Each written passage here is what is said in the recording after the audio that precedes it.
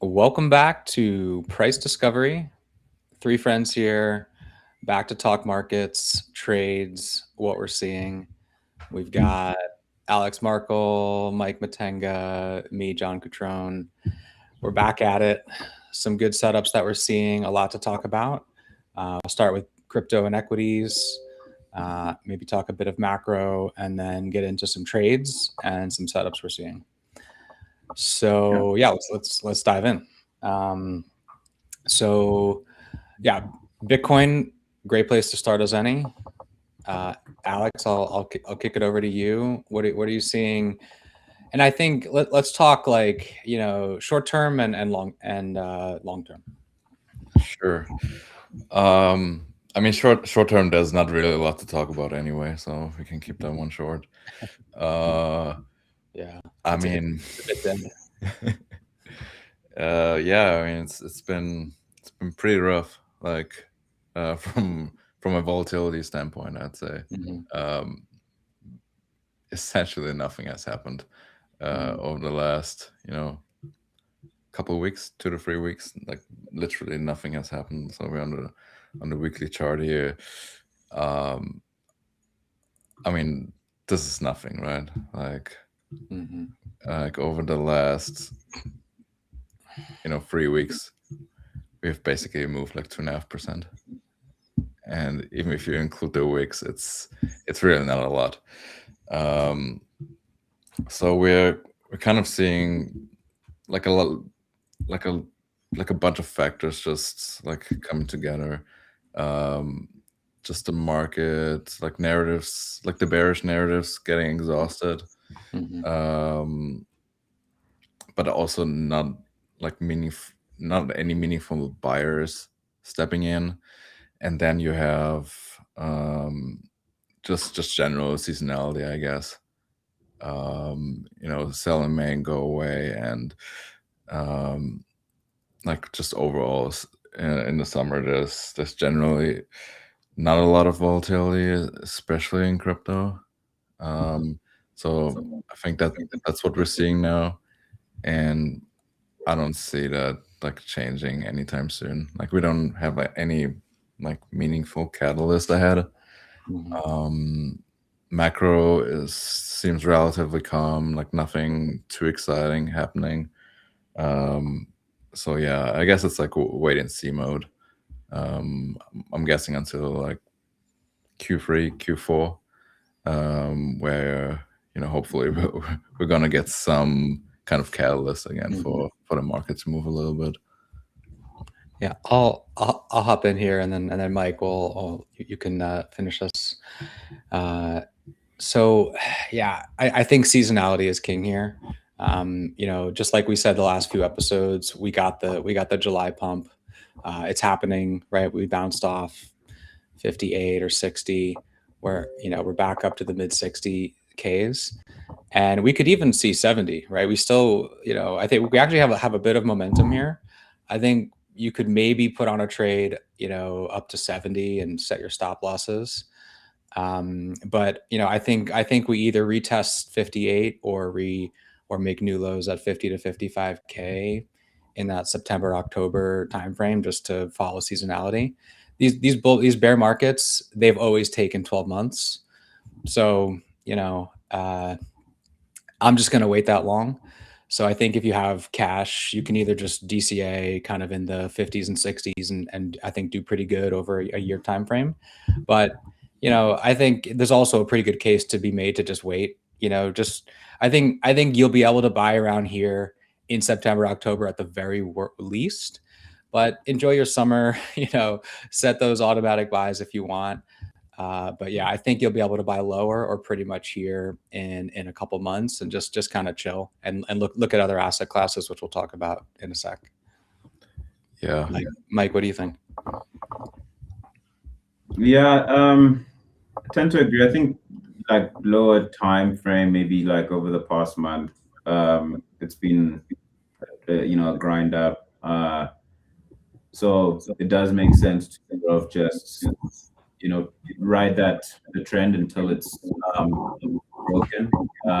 If you're looking like shorter to medium term, I think it's good to just hold a bullish view until a structure breaks, and then probably we'll see obviously lower. I'm curious to get your guys' points of view in terms of, are there any specific levels you're looking for? Like if you had to look at this range currently, where would you say, okay, we're going to sort of like do some price discovery lower, and then also on the upside, price discovery higher to sort of like meet targets? It looks like, I think probably like 80, like mid 80s is sort of like the upside target, and then obviously like lower side target would probably be I guess like low 50s. So yeah, just curious to get your view based on like price currently where it is, where sort of like those inflection points to sort of be the start of the moves into these like newer price ranges. Yeah, I mean, I think if we start dipping below 58 again, then it feels very likely that we're going to get a proper breakdown from there. Like if you imagine, price revisiting 58 and then going lower, that's probably going to be like a proper breakdown into low 50s, maybe high 40s. Because like if it goes down there and like breaks lower, there's most certainly going to be some form of catalyst around. So I wouldn't fade that move. To the upside, I mean it's kind of tough because when you zoom out like a little bit, like into like this 60 to 80 range that we've been trading in this year, it's just like a complete mess to trade, right? Like we're kind of in this 58, 59 to 65, 66 range, like here, like 13%, 14%. You can obviously make the case that if like on the slightly lower time frames, if we start breaking above here, above 65, 66 and like start holding, then we're gonna get some form of upside into the 70s potentially. But it doesn't really attract me as a like good risk reward sort of trade. It's like, why would you want to like long 66 and like hold until 70 and your downside is probably 60K? So that just strikes me as a horrendous risk reward. So yeah, but then obviously when you zoom out and you're just like a long-term bullish investor that wants to allocate into crypto, then yeah, like this is obviously the zone that you want to start placing your bid. So yeah, it's kind of interesting. Like short term, like absolutely nothing to do. I really don't know what to do here with this market. Yeah. But longer term, yeah, probably attractive prices. I think here's like a super left curve way of thinking of it. This is how I'm thinking of it. It's just between now and the midterms, you probably just want to you want to have exposure to AI and equities. And after the midterms, you probably just want to flip to more crypto exposure. And obviously it's not binary, but I want to be more weighted towards some equity and commodity plays that we'll talk about in a bit. And then after up until the midterms, and then I think the administration starts walking the market back down all throughout next year, and this Iran thing is going to kind of turn back up again after the midterms. And so, I think Bitcoin can do really good again. And yeah, I don't know what takes us down below 58. I don't know if it's just apathy can get us there. We probably need some kind of event. I don't know what that event could be. I don't know. Like the stock market tends to have a dump towards the end of this year. So, I don't know if that's going to be before the midterms or after. I'm a bit undecided, but I think generally speaking, you can kind of just like chill on crypto for the next few months, and just kind of own tech stocks and things, and your favorite AI plays. But actually, on the crypto front, I'm starting to get my shopping list in order, and the shopping list, these buys may come before Bitcoin bottoms even, and you may just want to set DCAs on these. But things that I've started to do pretty deep research on that I haven't actually bought yet, but I have on my list is Bitcoin, Zcash, Canton coin, and Near, and they're all for different reasons. Bitcoin, I think, is obvious. It's just like the big macro asset, and has more longevity. And there's now some good support of getting quantum proof. And Saylor now has 2 billion or 2 years worth of dividends, and he's bought back Stretch today. So it's like, all right, he's at least like neutralized the situation. But Near, I think, is going to be an interesting AI play and a revenue play. This could be like a hyperliquid situation where they start generating real revenue. They actually are. All the revenue goes to buybacks, and the chart looks pretty good. That looks fucking horrendous, man. Well, all right, yeah. When you pull it out like that, yeah. I don't mean like I don't mean a 5-year chart. I just mean like we're start. Yeah, there we go. Thank you. I mean, dude, it's just a downtrend. No, come on. I just give me the year. Just give me 2020. Give me year to date. Okay. Give me year to date. We're bias fitting here. Got it. Yeah, exactly. Just only show the bullish side. All right, come on. Look at that. We're going up. Yeah, I mean, right here is probably the one level where you can think about buying. I agree with that. I think a little bit below 2, which I think is where it's at. Yeah, I think that's a decent spot. I think this could be like an AI revenue play like Hyperliquid, and they're now quantum proof. They're the first chain to do that. Like what are they doing on the AI side? Like, I'm totally not into. I have no idea what's going on in that ecosystem. Let's do a whole session on this in a future pod. But they have Ironclaw, which is their it's like their agent harness. And so it's like kind of a privacy kind of it's like their own harness in a way that doesn't get your data back to Dario or Sam. So that's so they have a pretty good harness, and let's go into it. But they're generating real revenue, and I think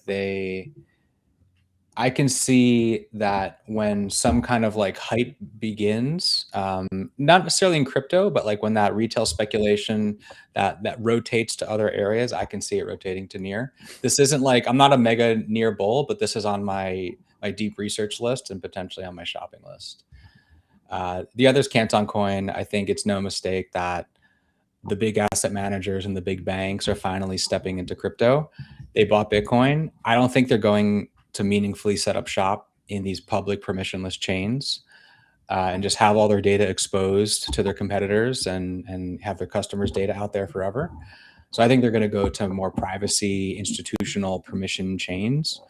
Canton coin just had a mega dump the last month or so. Kind of at the bottom of this range. I think it's an easy play back to at least the year average, which is 15 cents. But again, this is kind of on my list here. Again, this is kind of a buyback revenue burn mechanism. So fairly good fundamentals built in there. And then Zcash is just I don't know. I go back and forth on this one. On one hand, there's absolutely been no like meaningful progress on Zcash. The developers are just starting to get their act together now that price is pumping. But I can see playing this to the highs, or having it just be like, all right, set it and forget it. Don't look at it for 5 years kind of thing. Yeah. All right. I don't know which one I want to hit on first. I'll shut up. Yeah. Okay. So Zcash. I mean, I understand the thesis. It's. I mean, it actually has surprised me that how long it has taken the market to price in that, you know, there is this need for a true like privacy coin. The timing of it was random, but so what? So I understand the fundamental value proposition. It's good. Basically, I mean, it's the coin for criminals. Like Zcash and Monero are the coins for criminals. Like if you want to do some shady business in the dark web, you're probably actually using Monero. Like Monero seems to be the one that has like actual traction. Zcash is kind of the one that, you know, had this somewhat engineered pump, but like now it's just has caught on, and people are just bullish on it. That being said, like I don't like the chart. Pretty much comes down to that. Like the chart just looks kind of, you know, double topish, like very double topish on like a high time frame, which carries a little bit more weight. So yeah, I mean, I don't see like a trade here on Zcash, because you're definitely not buying cheap, right? Like you're not buying cheap. Yeah, it is. Yeah. It's closer to the top than the bottom of the range. for Yeah, sure. so we're in like this huge range, and we're Yep. sort of in the middle. Like, you know what they say, like never dabble in the middle of a range. Yeah, I don't think now is the time. It like, to me, this is like a shopping list item where it's like, let's continue the research. Let's see if you get another wick or nuke down to, I don't know, like 400, and Yeah, or 200. maybe scoop some up there. Yeah, or 200. All right. Mike, which of those coins do you wanna comment on? You got near Cash, it's so attractive, right? It's just, I feel like, yeah, there's a lot of sort of vol on this sort of like this particular currency. So I think it's quite attractive. Gosh, Yep. Yes, but yeah, no, I think Zcash, yeah, it does. I agree with Alex in terms of sort of like double topish. It's in the middle of the range, and yeah, I'm sure it's just sort of like you know, like sort of the wrong catalyst or some form of like BTC sell off, and then yeah, it could go down, and then I mean, to the upside, it just seems like a lot of these coins are just, you know, sort of like following you know, BTC, just grinding up slowly. One token I'm actually like pretty interested in is like ETH, which, you know, Alex sort of like favorite token. It's, I think, like on a relative basis, it's not doing, you know, too badly. It seems like, yeah, sort of like, you know, bottom of like, yeah, bottom of the range, some form of like, I guess, like higher time frame support on price, but yeah, I think it could be sort of like, you know, moving back up against BTC, and I've just been seeing like, I guess, like lower time frame. You know, when BTC looks strong, ETH is looking a bit stronger. So I won't lie, like, you know, ETH does look a little bit more attractive just based on, you know, the surprising strength that it does have. So I would say that's just like the only other token that's a little bit more interesting. And then I think, yeah, hype and lighter. I mean, we've spoken about this before, just sort of like riding this interest in perps, interest in sort of like, you know, on-chain trading activity with these stocks. So I think you've sort of seen that with price, but yeah, I think it's also just the, you know, the innovation around the industry about like sort of more like, you know, tokenization of like these real world assets, the sort of like funding rate opportunities that are available, and also just how you know, crypto traders in general are so interested in you know, putting so much capital to specific trades. It seems like the interest has really shifted more towards you know, these stocks. So that's been pretty interesting, and I think you've sort of seen it with like how Hype has performed, and you've seen it like how Light has performed. They've really sort of shown strength over time. Yeah. All right. Question on ETH. This is going to sound very silly, but do you own Bitmine here or ETH? And the reason I asked that is because there was a time where you did want to own MSTR over Bitcoin, not just because it was levered, but because anyway, Bitmine, they're almost at their 5%. They said they're going to be slowing purchases, but they could always go at any point. They could say, you know what, we're going beyond 5%. The other thing, I don't know where they're getting this money from. I think they must be selling options or something, because they just keep buying. I don't know. They just bought back BMNR stock though. Okay. So this is why I ask. They're now doing stock buybacks, and they're about to have their own version of Stretch. And they're probably going to knowing Tom Lee, he's probably going to go ham on options or some kind of some new thing. So, and he said they're not going to sell below MNAV, and they haven't yet. So is this like a better version of, is this a better way to play an ETH bump?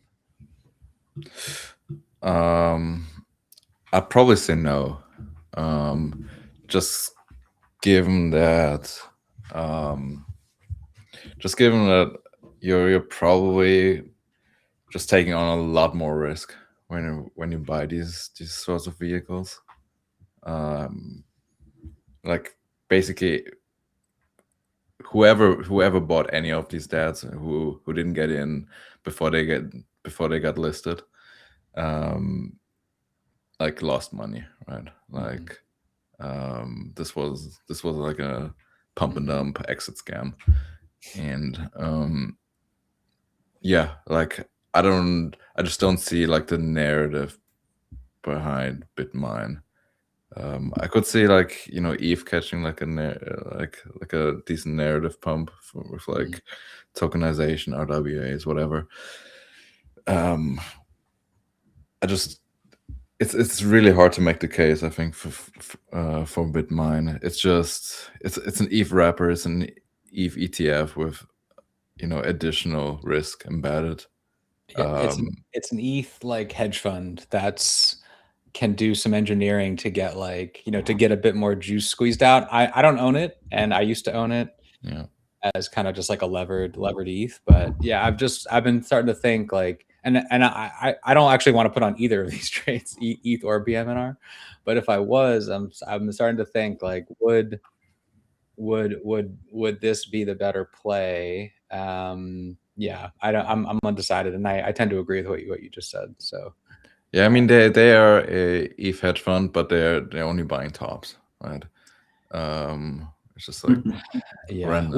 Well, here's the other thing. If Saylor and Tom Lee are slowing, if not stopping, buys of the underlying, what are we? Is that further underscores what we had said earlier, that like we should crypto just like go find something else for the next few months. Yeah. Because who else is gonna like pump these coins if not them? Yeah. All right, let's pivot to equities. I think this is where a lot of the good trades are right now. I tweeted on Friday that I bought more Google, more Tesla, and more XME, which is the metals and miners ETF. And I think that we're entering kind of the net, like the AI trade is going in waves, and we just had a correction from the latest wave. So if you pull up anything, pull up your any Mag 7 stock or DRAM or whatever, even just QQQ, we've had a nice pullback. Some of these stocks are down 20 to 50%. I think this is a good time to buy back into these, but not all of them. And so you think about what's going to do really good in this next leg of the AI trade.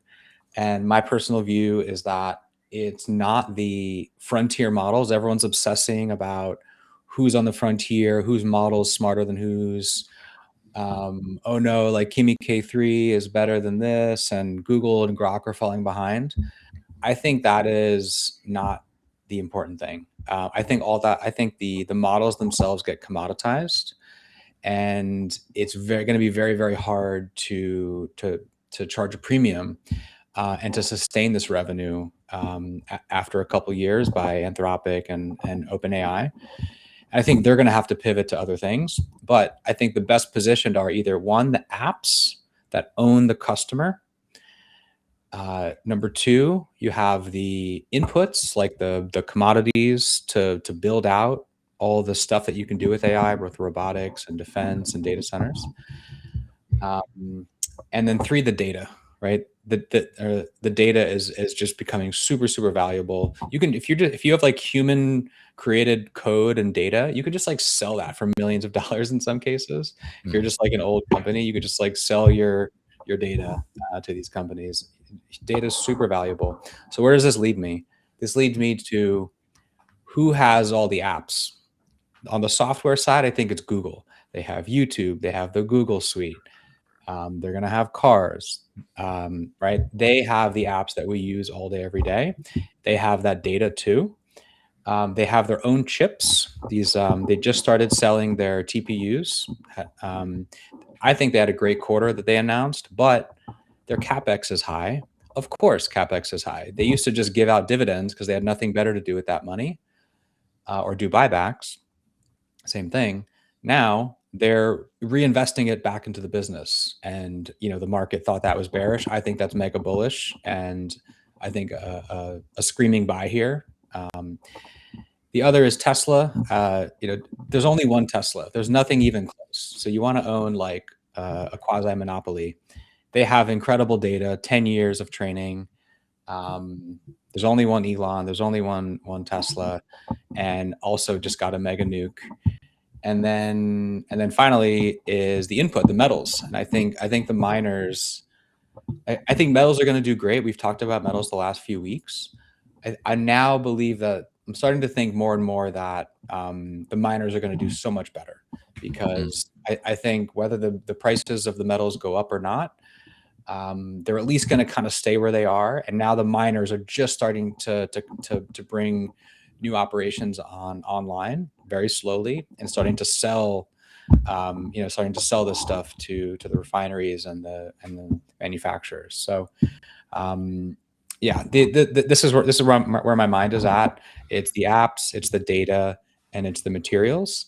And so I'd rather own those three even over like something like QQQ. My second rant is over. Interesting. I don't know where to start. Yeah, I mean, first on like tech and chips and whatnot. I mean, it's like, I think the market is in a really tough spot here. Like a month or so ago, we were talking about it, like at best, like the market is gonna consolidate, or maybe we're gonna get like a 10 to 20% correction. Like now we've had like a 10% pullback on the Qs. Feels like maybe short term could be a buy. I don't know. I don't know why, but I kind of get the feeling that we're most likely gonna go through like a extended period of consolidation, like potentially until the midterms. I wouldn't be surprised if we just like chop in equity land until the midterms, and then depending on the results or whatever side like the wave breaks, feel same like with the last US elections. Like market wasn't doing like much before, and then like once the results came in, like the market just started breaking in one direction. It feels like to me that this is likely gonna just repeat, because we don't have like too many interesting catalysts coming up for equities as well. Like a lot has been priced in. Like a lot of this demand has been priced in, maybe even too much. And we're just going like through a period of profit taking now, right? Like some excess leverage getting flushed out. I think there's still like way too much retail positioning that can get flushed out on some of these names, and that all takes some time. Like there's funds out there who are sitting on so many multiples. You have SpaceX, which is just drawing liquidity out of the market. So I would say like we're probably just gonna, and then you have seasonality, right? So we're probably just gonna chop for like a couple months. I would say we're gonna chop until October or something, and then we're gonna see which way the market breaks. Could be a top. Like it's very hard to have a strong view here on the market, right? Short term looks slightly bullish, looks good for a bounce, but like medium term can make the argument that like AI bubble, like we're gonna have like a distributive top, and like we're just putting it in now, like we're just gonna top out at and Q's in like at like 30, 31, just gonna chop there, and like eventually it's just gonna send it down again. But can also make the case that there's no gravity, and like things just gonna keep going up. So I'm like 60-40 that we have like topped out like for good, but very tough to have a strong view here on just tech and the stock market overall. I'm grounded in politics and like national security, right? Like those are two forces that are almost like a put here, right? Like politics is like these folks got to get elected. So I think at least now, between now and the midterms, you have some wind at your back, and you've already had a pretty good correction, so you can maybe just reverse that in over that time period. And then second, like we can't afford to, like the West can't afford to lose the AI race to China. We just can't. So we just have to keep the foot on the pedal here. So yeah, Well, it's not the West, it's America. Yeah, okay. I'm trying to keep it inclusive here. Yeah. Mike, what do you think? Yeah, I don't really have like a strong view. I think we're sort of seeing, I guess the towards the end of the AI trade, but yeah, it's a very, very complex, it's very difficult to sort of like allocate now. I mean, yeah, Google, some of these quality tech stocks are giving like a really good entry, and it's just figuring out, whether you believe there will be sort of like another, I guess, like narrative or catalyst. You guys mentioned some good ones, sort of like, midterms being one of them. So I think that would be pretty cool. Really interested to see how this application sort of like, if it's going to sort of like be this application layer trade in AI, who are going to be the winners. I was pretty impressed with sort of like, Apple is sort of like one of those stocks that you was able to find like a very, very strong bid. I think they've got like very, very strong sort of like user base. Obviously, not really an application, more hardware, but maybe you're starting to see in the market like a little bit of a rotation in capital, and maybe that's where like a lot of this sort of semiconductor trade money is going to sort of like be flowing into, and I think that's just sort of like what you should watch out for. But yeah, no strong. Sorry, it's at all-time high right now, is that right? Yeah. Wow. Yeah, I think all the money that kind of got scared by like Google's numbers and like Google potentially overspending.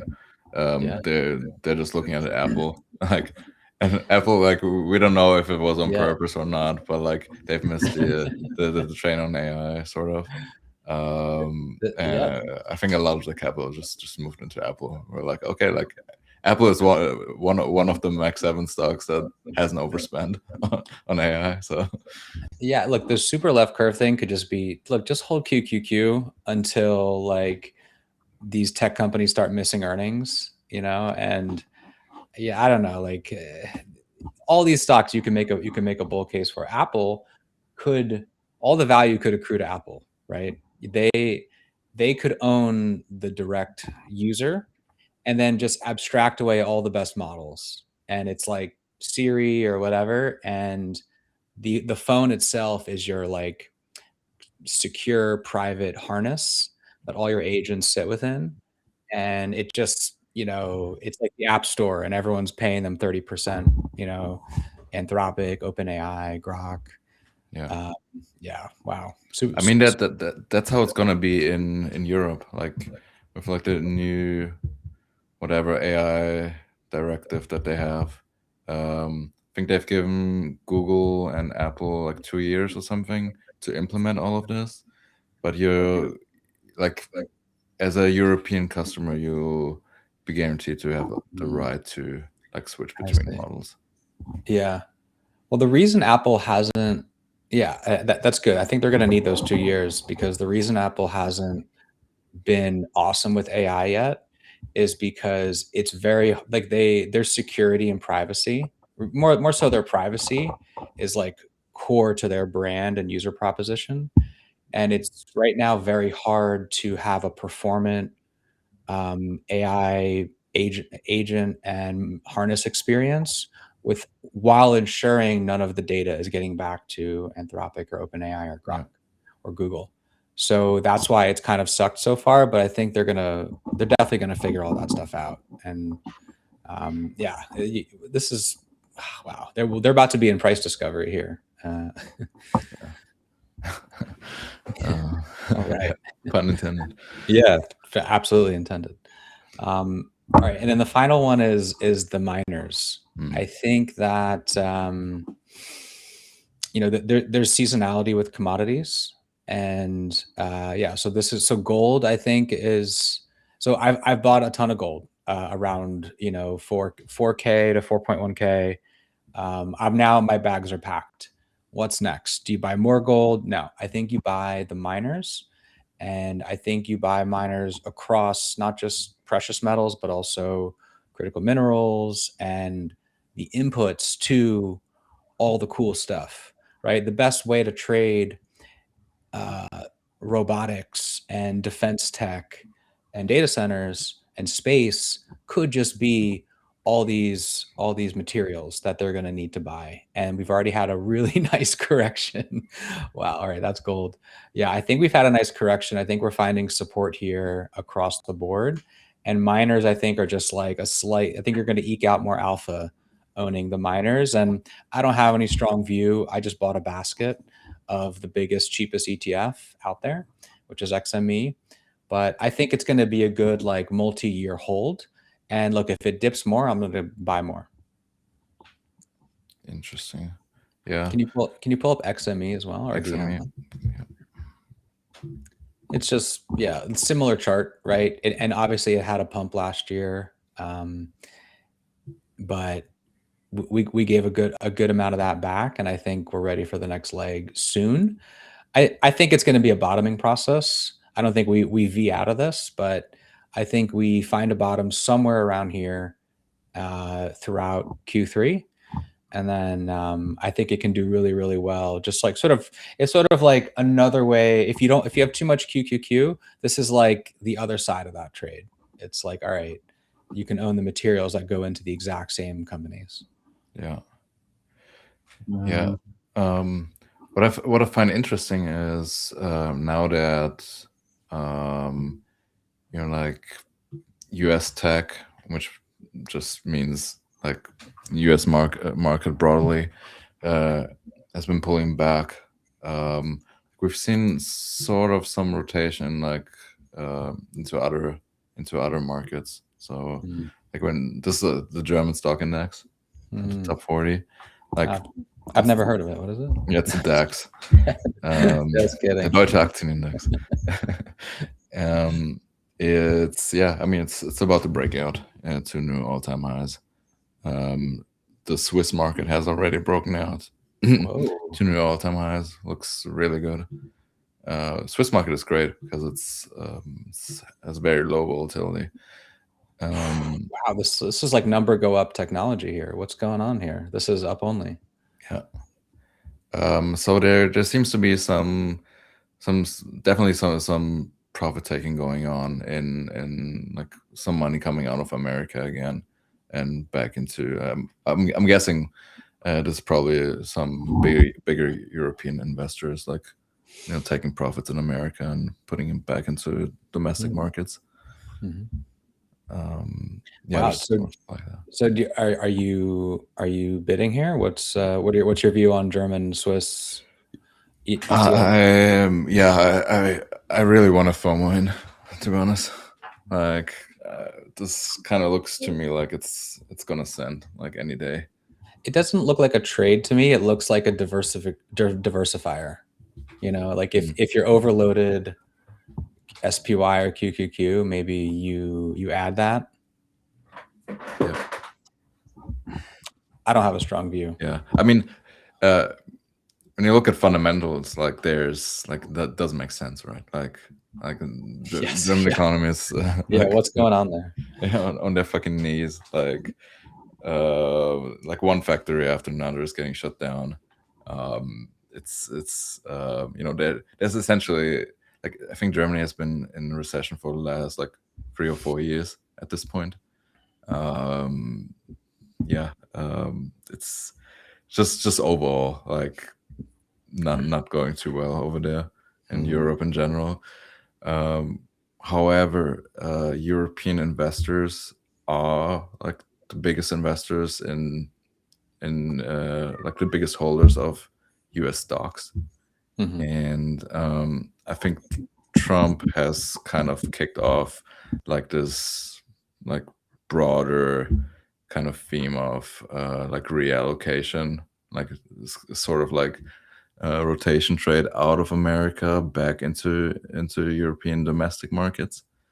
And I think when you chart like S&P against like the Euro stocks or like the German index, like the S&P has topped the day like Trump got elected, and it has been down ever since.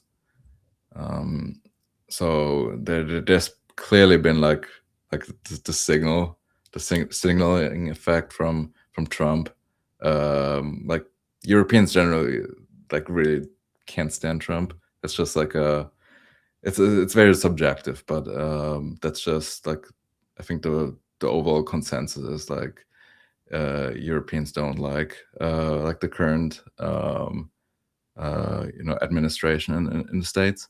So I think that kind of kicked off this trend. Like that kind of made a lot of like the big allocators sort of wake up and kind of rethink their allocation a bit. Maybe they were overweight America anyway, and then they sort of thought about it again and decided, you know what, like let's take some profits. Let's go back into these like relatively cheap European stocks. So yeah, I think overall, if you can ignore the fundamentals and just look at the flows and look at obviously good charts, like Europe looks good for like a short to medium term trade, I think. Yeah, I mean the momentum is undeniable. Yeah, is now? Do you think now is the time, or are you waiting for some catalyst? Actually, I just want to FOMO in at this point. Yeah. Okay. Just like the DAX it's been consolidating for like over a year now. Mhm. It's ready to break out, and the longer the consolidation, the stronger the breakout, and it looks like it's about to go. So yeah, I would buy it here. Yeah, the Europeans don't like Trump. I'd say even most Americans think the whole thing is very silly, but yeah, that's where we're at. The joke is that the Europeans, they won't send troops anywhere except for Greenland. Yeah. or Ukraine. Or you, yeah. All right, let's talk options. I want to hear what's going on in the vol markets and what are some good, some good arbitrages that we're seeing out there. Yeah. Frankly, not too much going on. Like, if crypto or Bitcoin and Ethereum are dire, like the options market is worse. Like literally nothing going on. I think the only thing to highlight is that skew has creeped back up. So when you look at 25 delta risk reversals here on Ethereum, they were, like a month ago we were trading like -7, -8. So like a heavy put skew, and we're pretty much back down to just being neutral. So that kind of signals, like this easing signals, that a lot of the longer term allocators, like the funds, they're not too concerned about the downside anymore, which is constructive.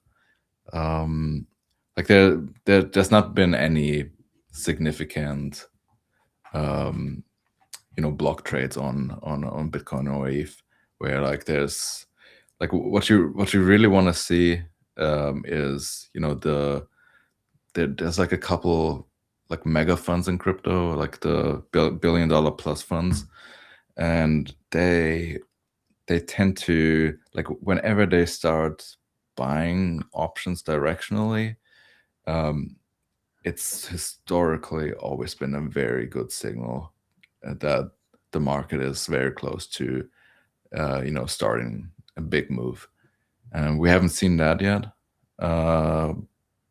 but like we're starting to see like some easing in the options market, which is good. So I would just keep monitoring the market, and once you start seeing some stronger call buying again, especially in the longer dated maturities, then I would say it's definitely time to FOMO back into the market and go max long. Yeah. Yeah. I think sort of the views is quite clear. But yeah, I think what you highlighted, Alex, with the risk reversals looking a little bit more green, it does seem like the market is signaling more positive. Even vols seem to also sort of like be picking up. So you've got a little bit more of like sort of spot vol correlation on the upside as well, which is normally quite bullish. So I do think like there is a good opportunity there for sure. Even in short term, I know I've been pretty bearish on vol, as sort of like the market has been chopping and been in the range. But yeah, it does seem like, as price creeps, vol is creeping up slightly. And then I think the other thing that we probably should also cover is, we've got like, Fed rate decision this week. So that will be quite interesting. I think,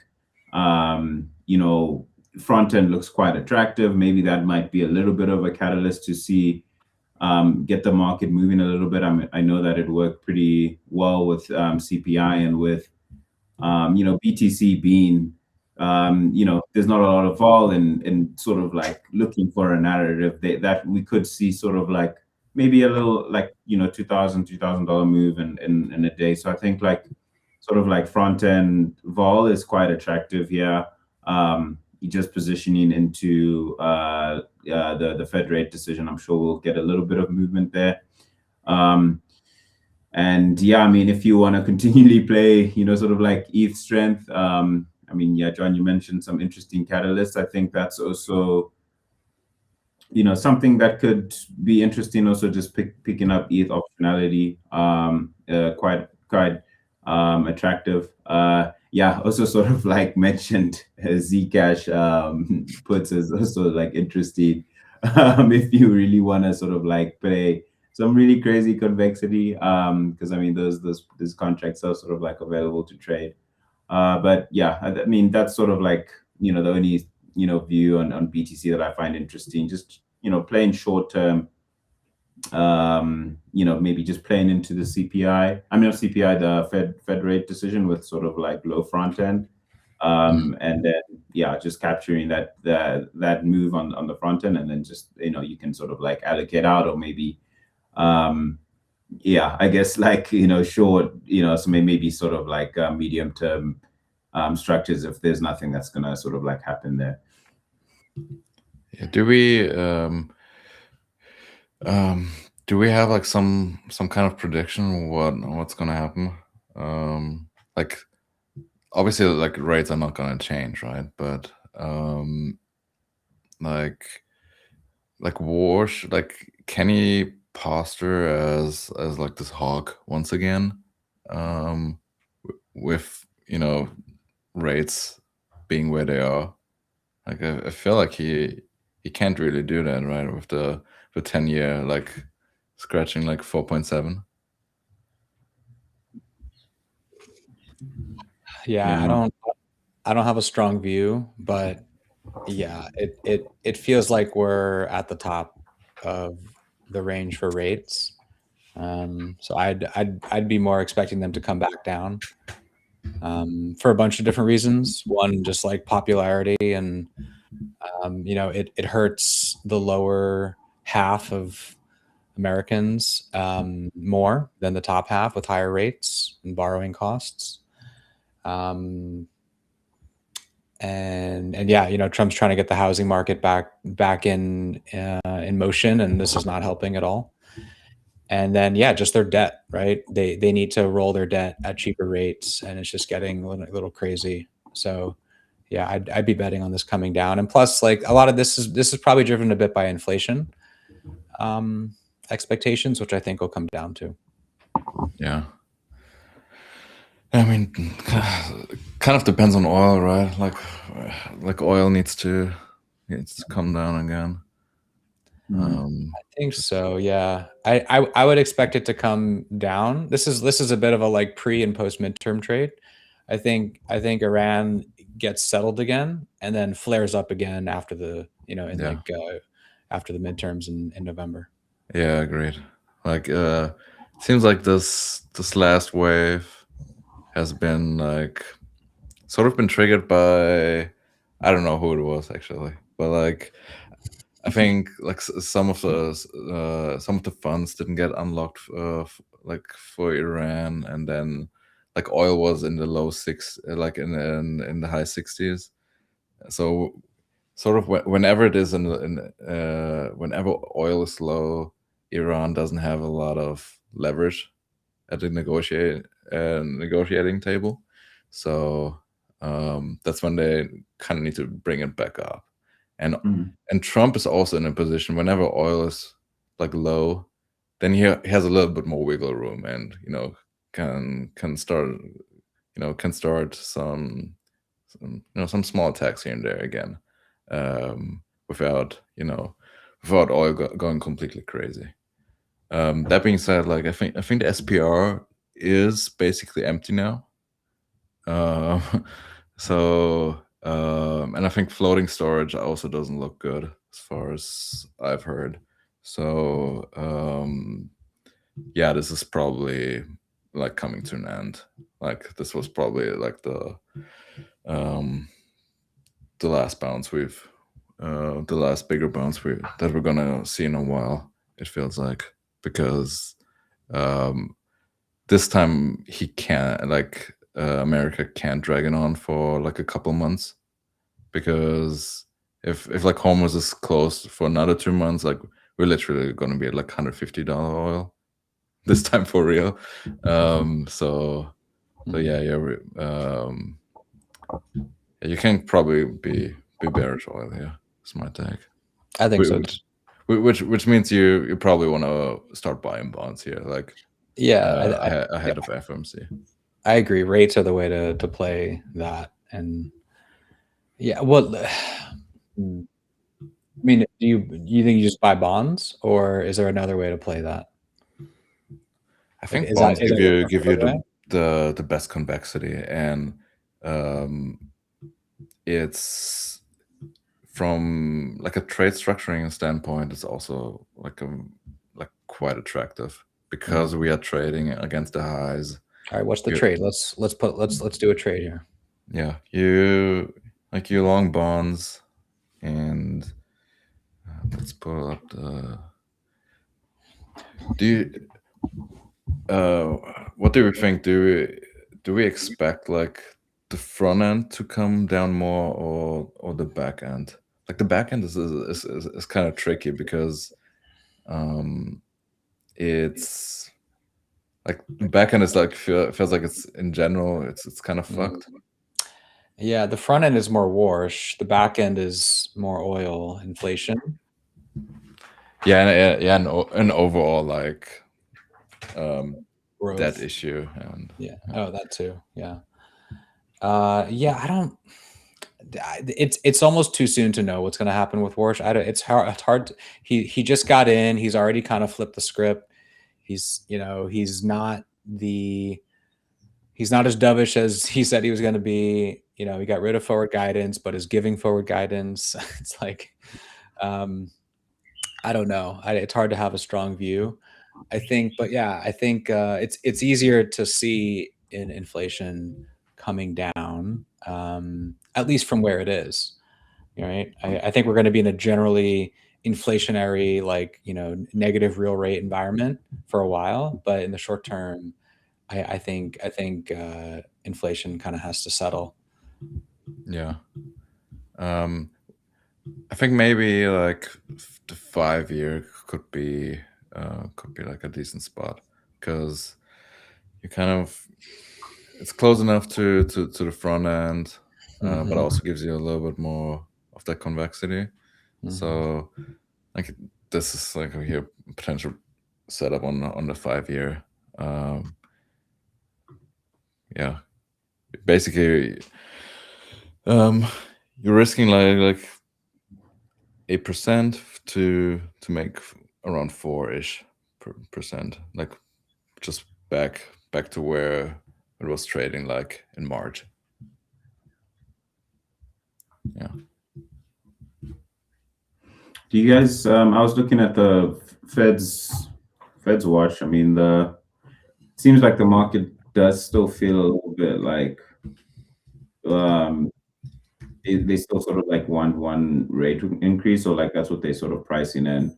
But after that, it seems, I think if that sort of like happens, I'd probably do like this sort of long bond trade.